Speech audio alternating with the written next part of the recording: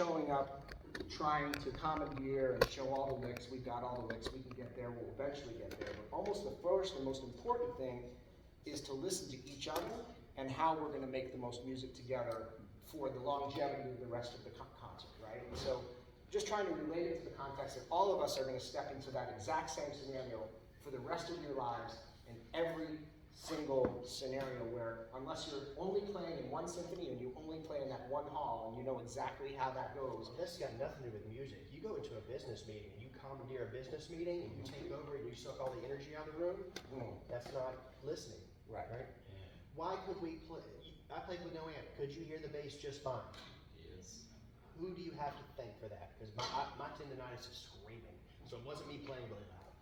Why could you hear the bass really well? Q. He played the drums where they needed to be. And he did that by listening. Yeah. Everything we're going to say is listening. Yeah, there's a big piece of this. You know, same thing goes with Scott. The first thing I said when I walked in the room, went to open the lid, I went, no, let's leave that shut. Right. It's a 9-foot Steinway in a concrete box. And they're all on that side. Like, had it been reversed with the piano, like they were behind me, I'd have opened the lid. I'm like, it's just going to kill them. I know he's got no amp. I put that there. You put what there? I put the piano where it is. Oh, you did? Yeah. And this is traditional, but like, no lid. I'm like, everyone's playing acoustic as a 9-foot Steinway. We don't need to open the lid. You'll be able to hear me. So I think one of the first things that I'd just like to say for all of you as musicians is no matter what you show up to ahead of time knowing, we've rehearsed this, we've got this down. The moment that you come into a new space, you have to approach your music in a way that you're almost listening for the first time. To learn the room and to learn how each person plays within that room and how what you've practiced up to that point has changed. Because when you set up next to somebody before and they had an amp, or you set up to somebody next to you before and they were 3 feet closer. I mean, we just did a run of dates, we had 5 shows, and 4 of those shows were all like this, super close. And then last night, we played to 2,000 people on a 45-foot stage that was 40 feet deep. And like Larry was in a different zip code. And we're now using like monitors, and it's a very different listening environment.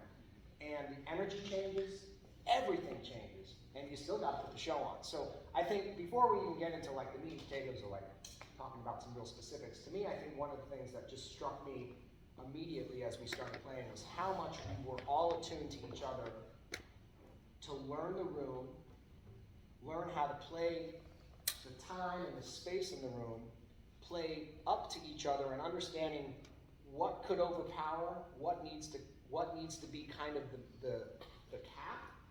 And when we build that, there's this dynamic range that we've kind of like said, okay, that's our preset. We know where we can go. Here's the highest point we should probably get to with a little bit of room, but here's where this room is going to be in. And so that's something that we do every time we step behind our instruments, right? That's something that we step, whether it's a small group acoustic like this, whether the 3 of us just did a big jazz festival in High Point with Take 6, and 8 musicians, 14 musicians total. 8 singers. 8 singers.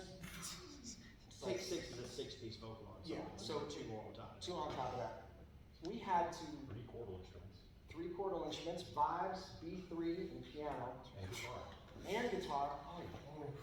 So, you know, every time we get ourselves in a situation like, you know, we're trying to get to the very best of what we can do, but the first thing we do is, and it sounds super cliche, but the first thing we do is we listen, and we have to immediately adjust.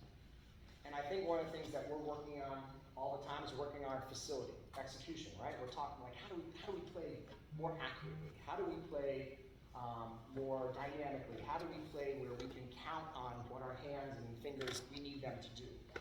And what's amazing is like, again, like you practice all this stuff and then you get into a space, everything you shed now has to change. Because now that intense thing that you could do at this volume has to be here. Or vice versa. It's a really dead space, like last night was dry, dry, dry. You almost have to overplay to get the energy. You have to figure out how to match and get the thing going. So anyway, I just noticed that because we started playing into it, and I just felt us kind of playing into each other. So any questions about what I was just talking about? You guys relate with what we're talking about? That makes sense? Does this seem reasonable ask? Okay, great. All right, we're gonna play a little bit more. the blues. Yeah. We're going to do an improv masterclass tomorrow, and we're going to talk about a lot of things. I won't spend a ton of time on improvisation here. We can dive into that. If anybody has questions, we can dive into it. But I think one of the most basic approaches and one of the best places to start to listen to how to improvise is in the blues.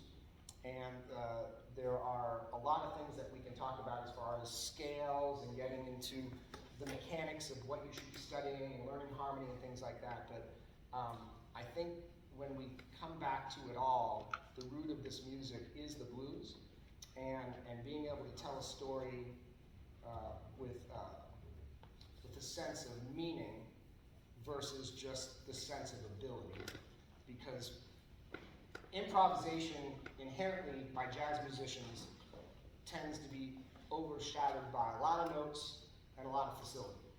I'll be the first to admit, I do that. I can play a lot of notes. I can play high, fast, and loud. We all can.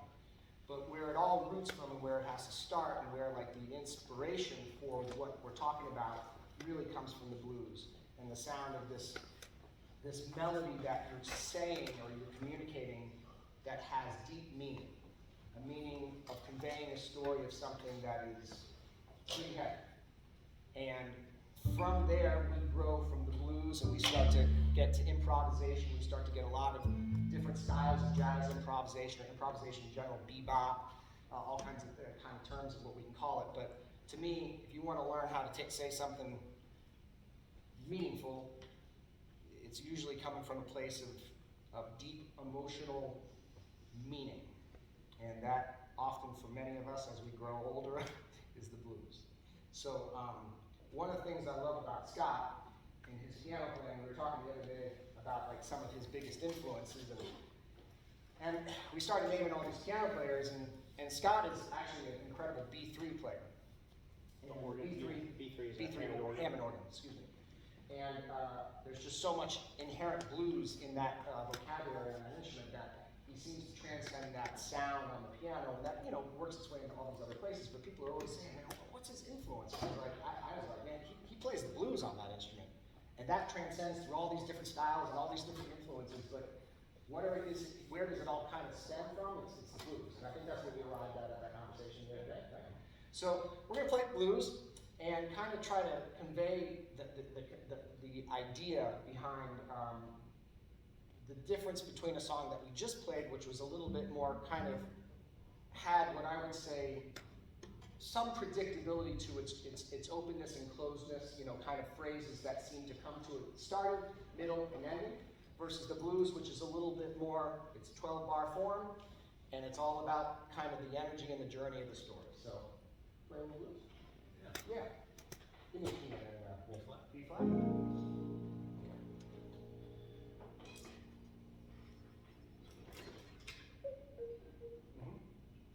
This isn't like successful.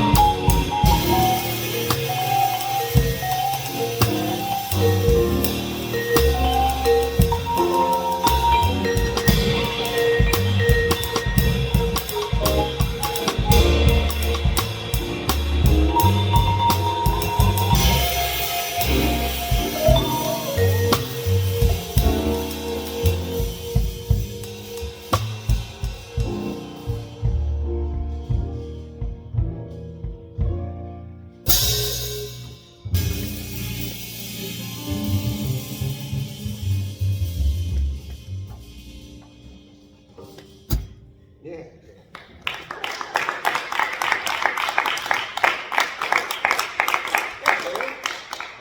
Thank you, thank you. So blues, right? So it's an emotional thing. And it's a great place. I always tell people, you know, big question is like, how do you improvise? You know, where do you start? And why the blues and a lot of things. And I think whenever I get into the story of improvisation, I always come back to this one idea of like, we all have different things going on in our lives, and, and we're all going to tell the blues or tell our story a little bit differently, but everybody can kind of identify a different approach to telling the same, you know, their own story kind of over the same form, right? Yeah. And I think that's what's beautiful about that. I have a couple questions, and raise your hands if you can kind of answer. I'm trying to make the question make sense, but tell me something about Scott's solo that was different than Billy's solo. Not necessarily the fact that one is on piano, one is on bass, but give me something that maybe, and this could be just a feeling, or something that you noticed that was, the story was told differently from this instrument to this instrument. Can anybody give me like just some descriptors of something that kind of moved you a certain way, a different way? When Scott was playing the blues, it seemed like it was taking him a while for him to like explain his story, Yeah. and then he finally got to the point where with the bass player, he kind of like started off with like a comment, Yeah. and like shouted it out, and then like continued his story. I love that. I That's love what, that. that's what we're like. In real life. Yeah. He loves to tell you something, but he wants to warm you up first to get you to the viewpoint. And I like to say, like, the thing that's going to crack your soul in half, but it's funny to everybody else, Yeah. that's what I'm like. I can hear it. Yeah, and I think that's like one of the things that's most telling about like playing this music and improvisation, and we kind of revolving around that at this moment, but is that it does really represent each other, right? We do tell the story differently, but that's okay.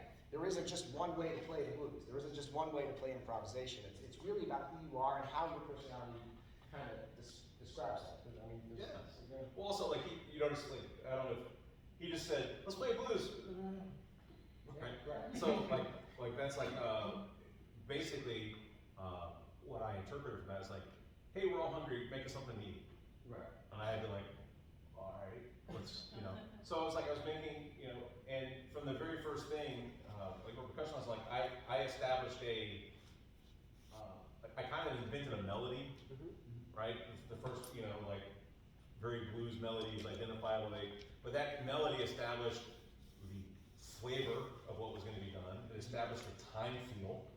There was this subtle 12/8,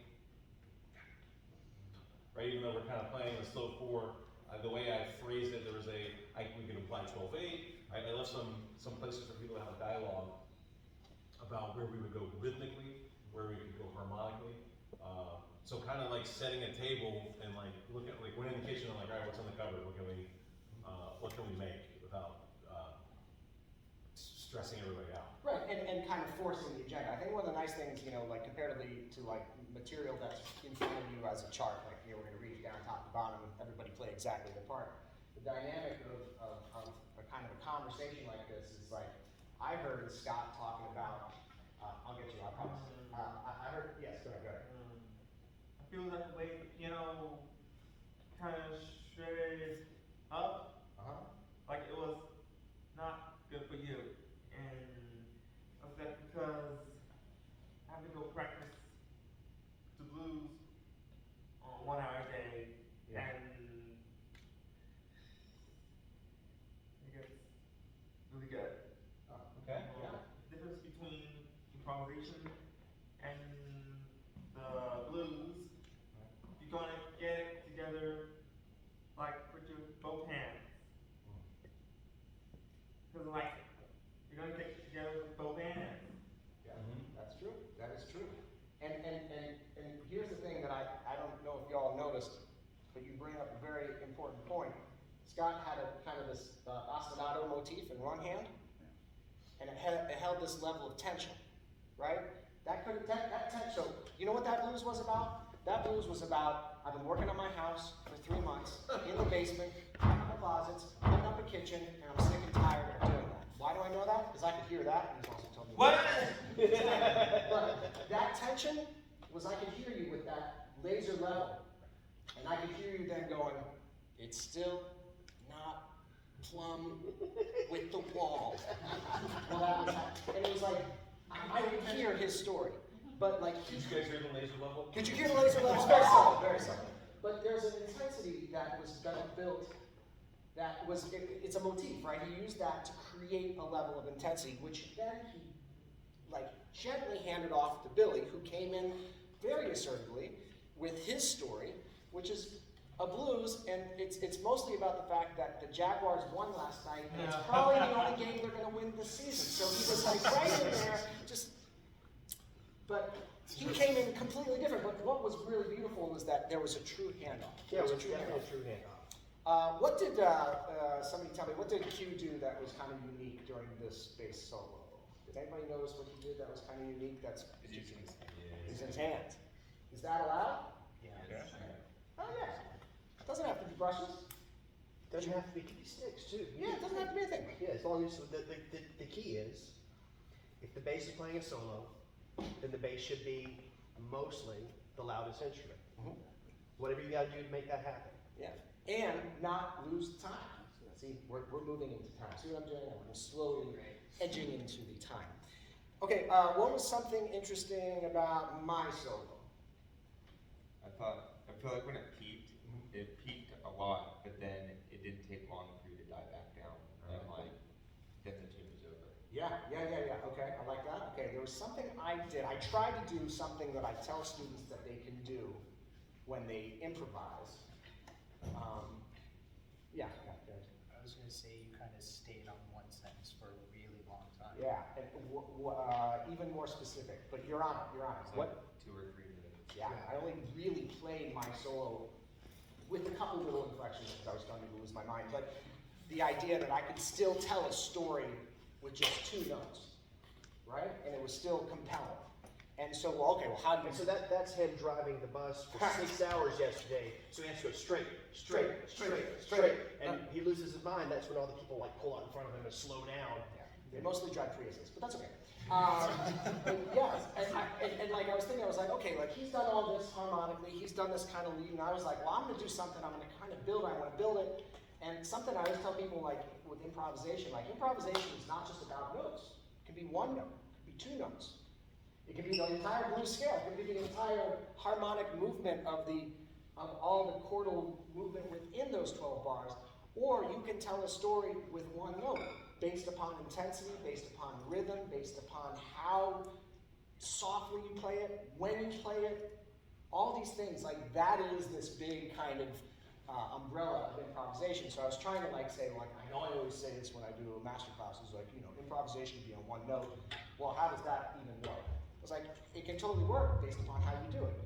So, anyway, thank you for at least, you totally, that's exactly it. So I tried to tell my story with just 2 notes, which did a couple of things. I remember James Moody said this, is like, he had a practice method, which was like, you can either, he would say, play a blues, and then take certain notes out of the scale, and don't play those, and go play the blues again.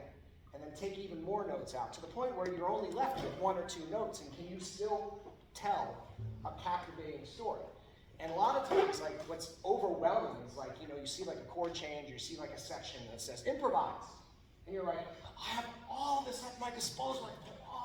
It's like, man, keep it simple. Start simple, and especially with improvisation, if you limit yourself to all of the things and you just focus on a couple things, like 1 or 2 notes, or a rhythmic motif, or dynamics, loud, soft, those are all elements of improvisation. So just trying to do what I walk when I talk, or talk when I walk. But any questions about what we just played and what we're talking about? That all seemed kind of like that tracks with you all.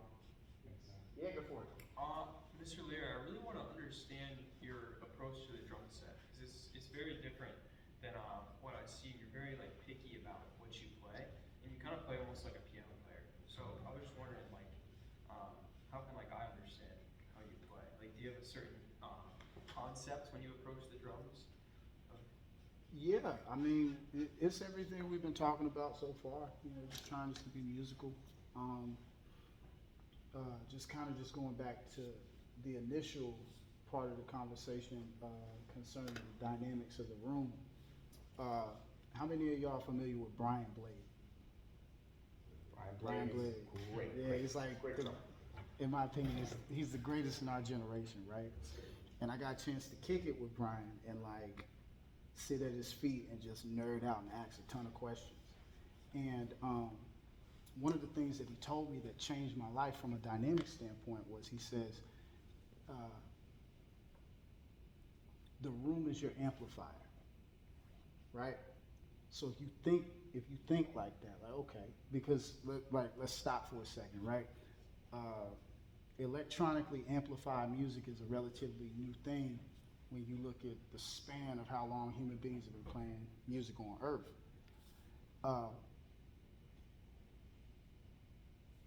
In the Western European classical tradition, one of the things that they were really good at was building these halls where the hall was the amplifier.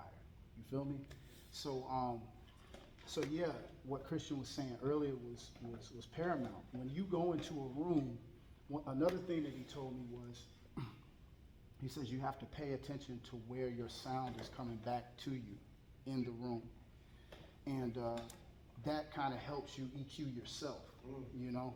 It's like, I know if I shotgun this thing, I'm sorry, I didn't mean to scare anybody, but when I shotgun this thing, It's like a shotgun. yeah, exactly, sound like a shotgun. Boom, crack. Yeah, exactly, yeah. Boom, crash. But I know I'm hearing myself come back around It's like a cannon. this part of the room. Exactly, I just hit the cannon. And so, those are, when you're sound, like as a drummer, when you're sound checking, those are the type of things you need to be paying attention to. Every room has a space in it where your sound's gonna come back to you, and you need to find that. And another thing is, and this is getting back to, you were talking about like concept, right? The echo or the delay, the space between your sound coming back, that in and of itself is something that you can just get off on as far as how you play, because that, let me see if y'all can figure this out, if y'all are percussionists. What rudiment resembles an echo the most? If we think about all of I take the 26 American rudiments, I take the 40 PAS rudiments, and I group them into 4 categories. I do flams, singles, doubles, paradiddles. Out of those 4 larger categories, which one would be the closest to an echo? Flam. Exactly, a flam. So dig this. When you begin to mess around with this concept, you can begin playing around with the idea of 2 of you. I'm just leave it there.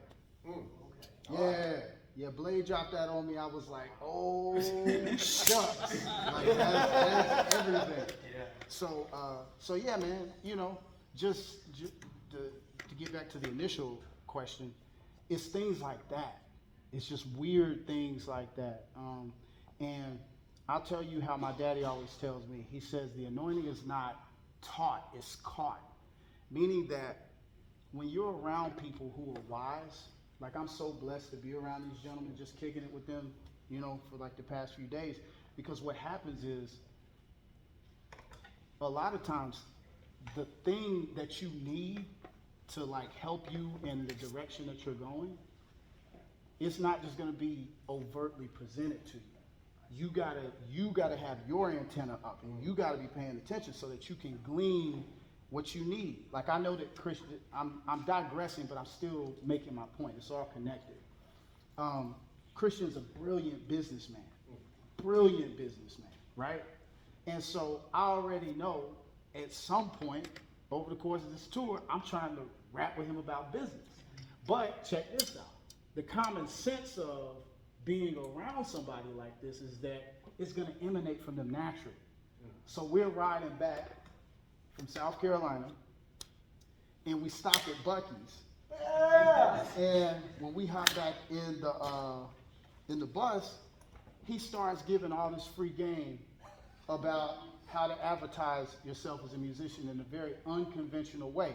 And so I'm sitting there, I'm doing my homework, cool believe, but I stopped, grabbed my Google Keep, because I keep all my notes on, I use the Google Keep app, but I encourage you to use some type of memo app, because as creatives, we're always ideating, right? Like ideas come to us all the time. You need to have some type of recording device. So the second he said that, I stopped, I said, the homes and gardens, think about my demographic, If you ever see me over here, more than likely I'm writing something down that I'm learning about.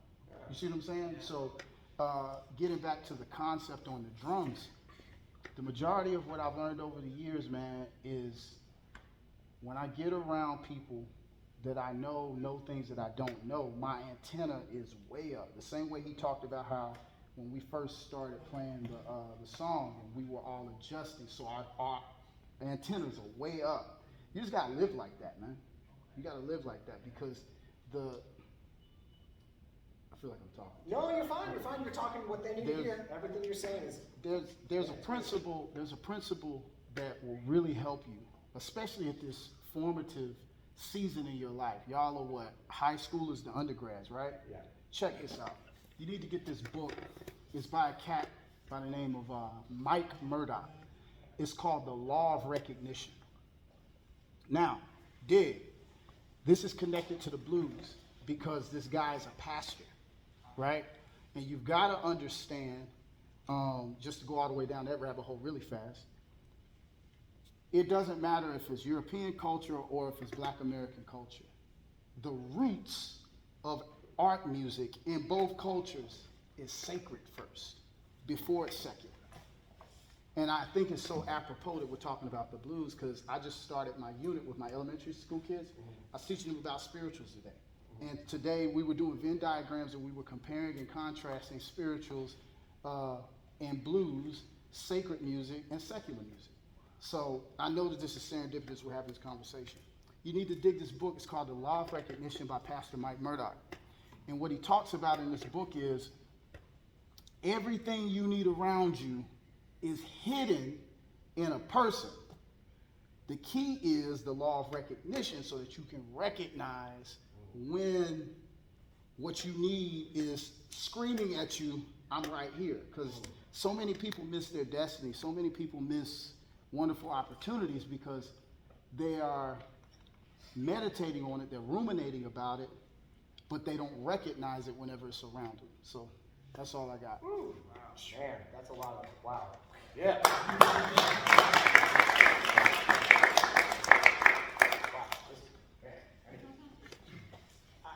Larry, first of all, man, that's the kind of stuff, sorry, and I don't know if we would go into this level, and I would as deeply, and I'm just so appreciative that we are, because y'all are here for a very specific reason. You have a trajectory and that's why you're at this school, right? And so I recognize that. I kind of prefaced everybody with what we were doing here today.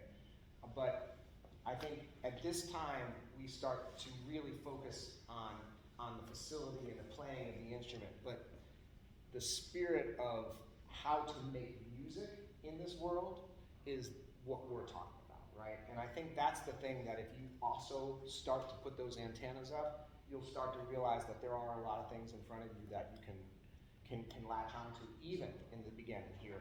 And more importantly, if you do it right from the beginning, you don't have to play catch up as you get older. Everyone's going to tell you, learn your scales, learn your rudiments. And do that. Learn your chords. Yeah. We all did. Learn all the songs, listen to the masters, copy the masters. You're going to hear that every time for every clinician. Yeah. I can hear that very often. Yeah, that's pretty, that's I like that. So, one of the things that, and I'm gonna talk for just a second, I wanna play. It's a lot of talking. Now I saw And they that. got to play in like 7 minutes. Yeah, you guys got that. So, one of the things that we were talking about, and it kind of closes out this concept, is time. We were talking about the importance of time. And where do you start? And again, I don't want to have this long lecture period, but I will say I would like to know from each musician how you developed your internal clock. Because if you noticed in the blues, which was a slow tune, there was nobody up here conducting, but we were all listening to each other. But even within everything that we were saying and playing, we were having everybody in this band has an incredible internal clock. It's the metronome that makes it feel good. It stretches and makes you sit a little on the edge, and then man, that pocket's right there and just lands. Billy does it, Larry does it, Scott holds it. It's right there. I would like to know, because I think it's one of the most important things as an ensemble, is to not only have a collective pulse, but this internal pulse within us, and without getting too deep into the time conversation. Okay. Yeah. Alright, so first off, time is not rigid, it's elastic. Alright, so everyone here practices the metronome. Right. So first thing is when you first start, you learn to play to a metronome. You have to learn how to play with a metronome. Right? So that your time feel can ebb and flow around a very constant pulse that's mathematical. But when you get to play music in real life, there is seldom, unless you're recording by the click track, which is even more important to be able to play elastic around something that's rigid. You have to be able to practice that and be comfortable with that metronome. And you can do that by many ways and many exercises, and you can nerd out and be mathematical and put it on the E of this, and right. One of the things I dealt with a lot when I was younger was dealing with the space between notes, not just the articulation of notes, just as important. Like Larry, like the first time we played, he traded one thing and he left 3.5 bars of silence. Like none of us were just like, okay, and feeling that. And I practiced something like that when I was young. I used a sequencer, and I would use the blues or some standard, and I would walk a bass line, and I knew I would give I programmed like 20 choruses.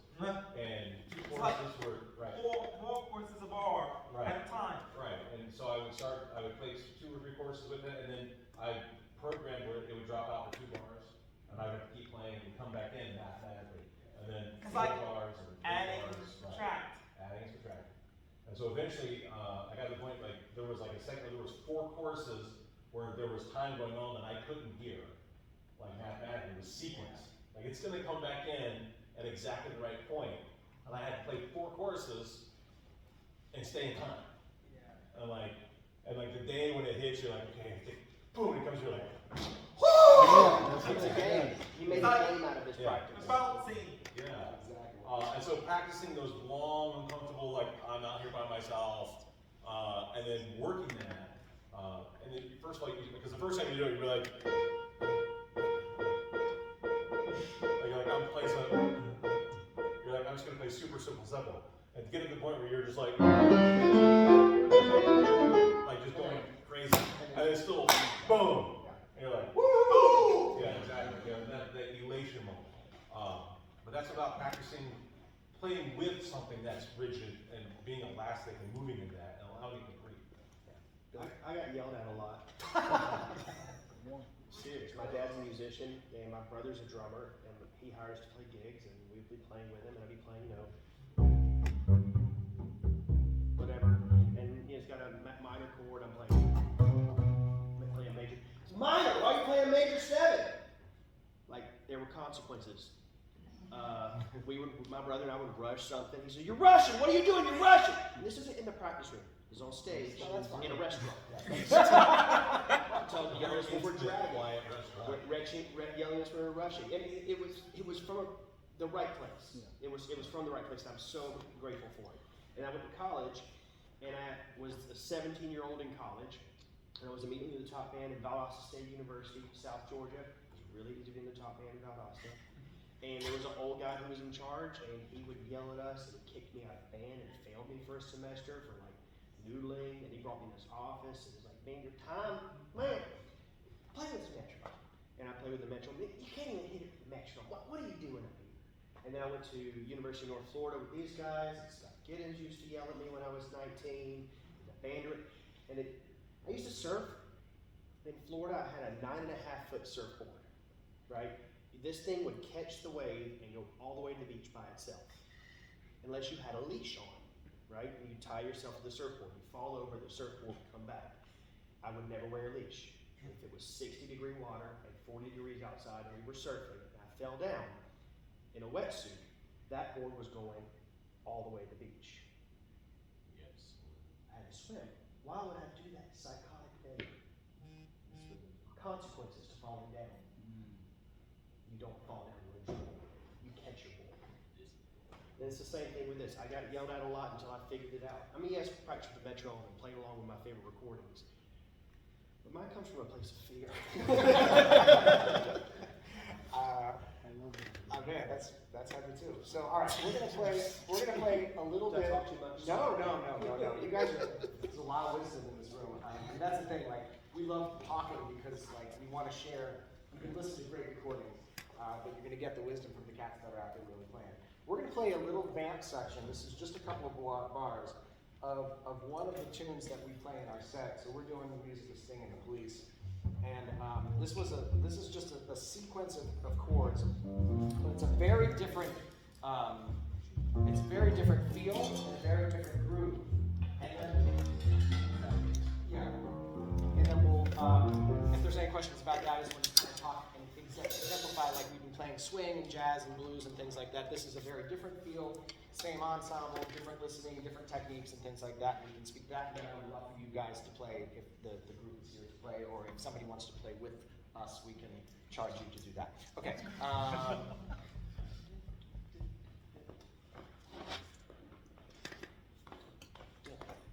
One, two,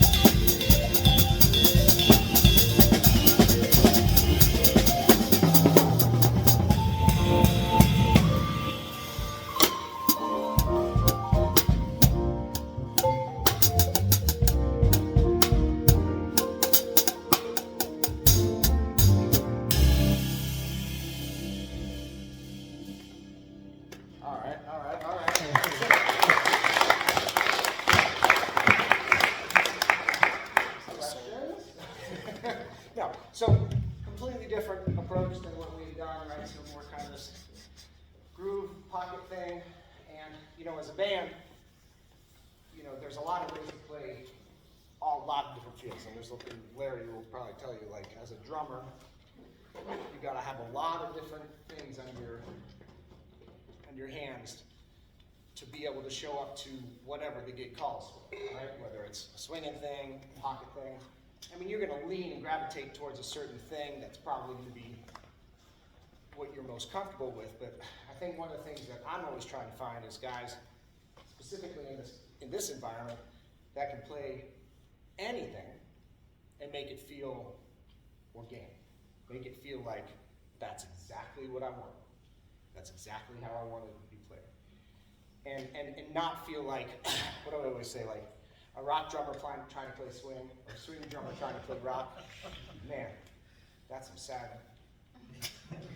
And you can hear it, you can feel it, it's like, you're like, oh, that's not right. And so like, whenever we have like something where I throw an arrangement towards these guys, you know, there's a real sensitivity to how we can form that into what we're already doing within this kind of swing field, right? So the same approach, like that kind of pianistic approach that he does in the swing stuff, is in that pocket thing, but it's not overwhelming. It's not just driving, not caring about what else is going on. There's a real sensitivity to what's happening in the bass, what's happening in the solo. We're all reacting to it. It's just a whole different vocabulary. It's just a different vocabulary. I mean, from an improvisational standpoint, it's the same stuff. But I think what makes it really magical is that it breathes. It breathes and allows for space and for communication to occur. The moments where I hear you react is when, like you're like, oh, it's like you're talking. It's like, yeah, it's a conversation. You know, and so like, to me, what really makes music magical is embracing that conversation and being open to it and playing into each other versus playing for just yourself. And I think the biggest conversation that we have going as an ensemble, especially doing material like Sting and the Police, you're like, well, okay, that's pop music. It's like, well, yeah, that's the source of the content. But now we're going to apply our filter onto it and bring that music into our identity, right? And how does that morph into being something very specific to us while still satisfying people who want to sing along to Roxanne? Which was actually from that tune. That's that right? Mm-hmm. Yeah. So I like it on there. I like that section on there better. I feel so much more confident. oh, on the upright?